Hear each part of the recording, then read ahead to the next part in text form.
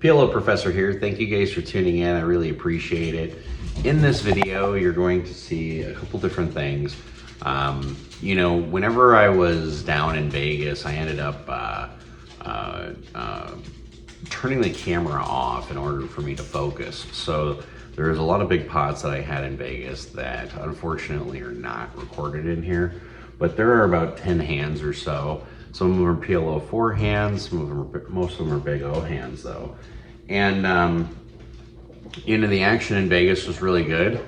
I went there, I did not cash in a single tournament. I was 0 for 6 in bullets. That was a little unfortunate, but good news is Wayne and I are going to be going down to the Seminole Hard Rock in Florida, July 25th to July 30th. Now we don't have anything officially set up with like the casino or anything. There's no like meetup game, but if you are interested in playing with Wayne and I, definitely come down and join us. We would love to have you guys there. Also, a couple of housekeeping things. If you guys are into online play, the club that we play at is giving away $1,000 every single week for whoever has the most hands. Total top 6 players get a combination of up to $1,000 every single week. So if you guys are interested in some PLO action online, definitely check out the club. Even if your Big O has been going pretty much daily, and then PLO5 and PLO6 has been going daily as well. So heads up tables are there too. So lots of good action there, but appreciate you guys tuning in. I know it's been a while. Everybody takes death a little bit differently. After my brother's passing, taking a little bit more time to myself versus just going to the daily grind. But I'll get back in the swing of things pretty quickly here. Probably come late July, August, be putting out a video, hopefully once a week again, or 2 to 3 times a week as I did, because I'm going to go back to doing some of my chalkboard series. And let me know what you guys want more. I had a couple comments from people saying we want more just PLO4 action. Do you guys want more tournament action? Obviously, going down to Seminole Hard Rock, I'm going to be firing in a couple $600 tournaments with Wayne. Play smart, everybody, and run like a god. Enjoy the video.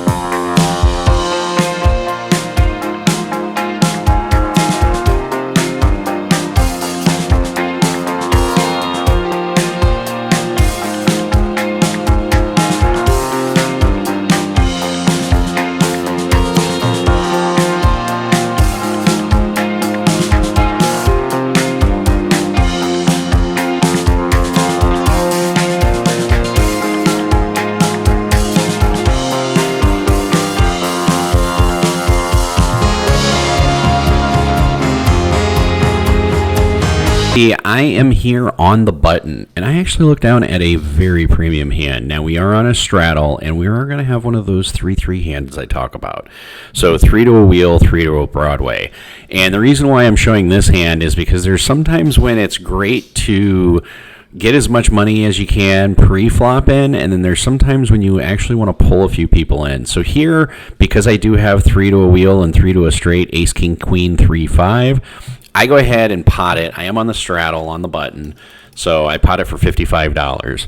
Now, we're going to get a couple of callers here, and not only are we going to get one caller, we're going to get a lady to my right. You can see her. She's actually going to limp re-raise pot for $200 and change. Now, when people limp re-raise pot, it usually signifies that they have pocket aces, but even with ace, king, queen, 3-5, my hand is just too strong to fold. Now, she only has about $150 behind, but you can see I snap call because I'm thinking to myself, the player to my left who has a pretty substantial stack, he's going to get the right odds to call. I mean, it's only 235 now to call. So for him, it's 180 to call. There's already $500 in the pot, so he's almost getting 2-1 on his money. So I make this call instead of re-raising and getting him out of the hand, because I could have just 4-bet jammed here or 4-bet raised to, somewhere around $500. But instead, I want to bring him in the pot. So instead, I just limp, especially since I'm on position. Position is so important in this game. Lo and behold, the flop comes ace 5-9. Now, she does have pocket aces. That is the case ace in the deck. That's going to be really hard for her to have pocket aces. Now, because we are playing Big O, that is a possibility. She goes ahead and jams all in for 150. I decide, well, now there's a low draw out there. I better make him tempted, so I re-raise to $415. And the gentleman to my left, you could tell he was a little inexperienced in Big O. He wasn't inexperienced in big pot poker, but he was more inexperienced in Big O. So here he is looking at a 9-5 ace flop, and he really doesn't know what to do. And I'm okay with him calling. I'm okay with him folding. I know two pair here is going to be good a lot of the times. A limp re-raise is going to signify something like ace queen deuce, ace ace deuce. So I'm thinking if she's got pocket aces, sweetie, you're going to take it with you. Otherwise, I doubt you have pocket aces. He did call $55, so there's a chance that he has an ace. So there's a chance all three of us have an ace, and that is still the case ace. He goes ahead and he says he's going to fold, but he wants to hold on to his card. I'm trying to tell him, just go ahead and muck, go ahead and run it out. He's folding. She actually turns over ace, queen, jack, deuce, 5, and here we have ace, king, queen, 3-5. And the run out, turn comes a 3, and then the river comes out a 5. So he ends up with 5s full of aces, and she ends up with 5s full of aces as well. We end up chopping this pot, but this just shows you, just because some people check or limp re-raise pot does not mean that they have pocket aces every time in Big O. So in this particular hand, we look down at ace, ace, 3, 4, 8, double suited. Oh my God. What a monster. Not only do we have pocket aces, we've also got a low draw. We have 3 to a wheel. We're double suited. We have 2 suits. My God, this hand, this is going to be a ginormous pot. We want to get all the money in there pre-flop as much as we can. So we go ahead and raise it up to $45. There's a $10 straddle on the button. We are on the cutoff. Now, the button I've played with before, his name's Eddie. He's a high-stakes player, but he really enjoys Big O, so we're glad to splash around a pot with him any day of the week. He always tends to sit to my left for some reason. Haven't quite figured that one out yet. In any case, $45, 3 ways to the flop. I'm planning on pretty much betting like 97, 98% of flops here. I mean, in 3, 4, 8. 3, 4, 8. I don't have anything. I check. The other player checks. It goes to Eddie on the button. Eddie bets pot. Hand is over. This is just completely missing the flop. So this next hand's an interesting one. There's not very often where I'm going to show you a situation in which other players make pretty big mistakes, but this is a pretty significant mistake in Big O. First of all, I do have ace, ace, jack, 7, deuce. What a great hand. Again, back-to-back aces. We're on the button now, so maybe it's not back-to-back, but a couple hands later. So when the initial raiser makes it 35 and it gets back to me, I go ahead and decide to pot it to $150. Now, I am on the button. There was a straddle. Eddie to my left is sitting there, and he's a high-stakes player, so he just looks at his hand, and he goes, you know what? It's only 1 chip more. I'll go ahead and call. Now, here's where I'm going to pause it. Pausing it for really good reason. There's a player that is in the cutoff who has position on Eddie who called $35. This player is going to lay his hand down. Now, the reason why I'm pausing it here is to point out, if you're in the situation where you're calling $35 pre-flop raises with 5 cards in your hand in Big O, and then you're folding to a $150 3-bet, you have to start factoring in the odds. It's $115 more for this person to call to win $340. That's nearly a 3-to-1 ratio. There are not too many times in Big O where you're going to have a 3-to-1 ratio. $115 to win $340, and you're folding, unless you have 3 of a kind in your hand, in which case you shouldn't have called the 35 to begin with. That's a huge negative EV hand here that I'm trying to demonstrate here. So he lays it down, and Eddie calls. Again, folding when you're getting 3-1 on your money in Big O is generally a bad idea. But the flop comes out queen, queen, deuce. So it really helps our hand, especially with pocket aces. You can see Eddie, he picks up some chips, then he hesitates, and he picks up some chips, and he looks like he's going to bet. And then he looks at me, and he must see the gleam in my eye or something, because he goes, you know what, I'm going to check. I just stack up all my chips, and I say, you know what, Eddie, I can't remember if I have a queen. This is an honest statement. I said, I know I have pocket aces, but I can't remember if I have a queen. And he looks at his cards, and he says he's got two backdoor flush draws. He does have a full house draw and a backdoor quad draw with a pocket pair, but he makes the reasonable thing and lay it down. But yeah, people, don't fold when you're getting 3-1 on your money pre-flop in Big O. That's really negative EV. So this is a PLO4 hand, ace 4, 5, 8 double suited, and the reason why I'm showing it is just because sometimes when you're in Vegas, you end up running into players who are very splashy. They don't mind repotting it, potting it, and just like to gamble. And sometimes in our profession, we just have to do that with some people. But the gentleman across the table, I think, is actually a really good PLO player. He was planning on just having a quick morning session. So when I raise, gentleman decides to 3-bet. I 4-bet to around $1,000. I'm trying to isolate, get rid of the dead money. Ace 4, 5, 8 double suited, when you look on GTO charts, plays really good heads up, does not play good three ways. So it ends up being $415. Now I acknowledge to the other player that I have rags, and he says he has ace rags as well. And I'm like, oh no, I need a 3. Well, let's see what the flop comes. We're going to cut to the audio here. No. One time. I have ace rag. I need a 3. Uh-oh. Yeah. Full house, 8s, full aces. Yeah, I like those dealers. She's good.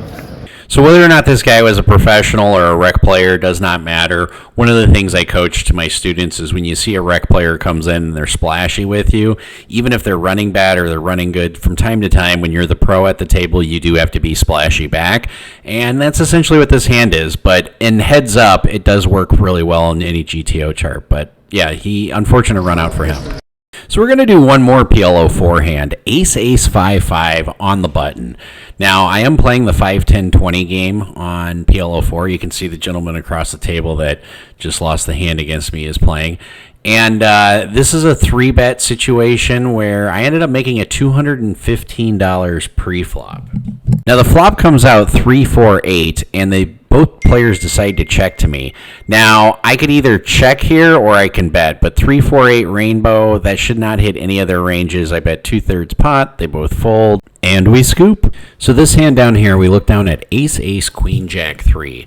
Now, in a hand like this, whenever you have pocket aces, it's more important that you have more cards towards the wheel than it is towards Broadway, because you already have your high hand pretty much made with the pocket aces. So when I go ahead and raise 35 pre, we get 4 ways to the flop. Now I'm first to act, and the flop actually comes out 3, 3, 5. I decide to lead for $55, as I don't want my players to go away necessarily, because considering there's only 4 3s in the deck and I have one of them, I feel like I'm in pretty good shape here. Gentleman to my left calls. He has a little inexperience playing Big O, but that's okay. And you can tell because he's never sure what the pot is. He's not sure what lows are. But then we get the lady who calls as well behind. So we're going to go 3 ways to the turn here. Whenever you do have a paired board and you have 2 to a low, you have to assume one person at least is going for the low. Maybe both of them are going for the low. I'm not really sure. But when the turn card comes a king here, I feel like I should be ahead here, even if somebody does have a 3. So I go ahead and pot it. Dealer tells me it's $310. Gentleman to my left goes in the tank for a decent amount of time. And at this point, I realize he has a 3. Hopefully he doesn't have 3, 5, or 3 king. I mean, in Big O, the combinations of 3s that he should be having are like deuce 3, 4, 3, 4, 6. He could have 3, 4, 5. So when he goes in the tank and he doesn't snap it off, I'm assuming that he has a 3 and then that's it. Again, he's a little inexperienced, so he does go in the tank for a little bit, which I'm totally okay with. And he's going to end up making the call here. He's going to go all in for a little bit less, and then the lady gets out of the way. And I tell him, I'm like, I just have ace 3, and he says, well, I have 3s full of 5s. And I'm thinking, why did it take him so long to call? But then again, when I realized he was inexperienced, I understood. So we're going to go to a river. We need an ace, a jack, a queen, and bink, we whiff. We get a 10. Now this last hand that I'm going to show you here, ace, king, 10, 3, 4. Obviously this is a powerhouse. We have 3 to a wheel, 3 to a Broadway. We want to get as much money in the pot as we possibly can. So we go ahead and pot it on the button on a straddle. So we love this hand. And the flop comes deuce, 5, 9. Wow, we have a stone cold wheel.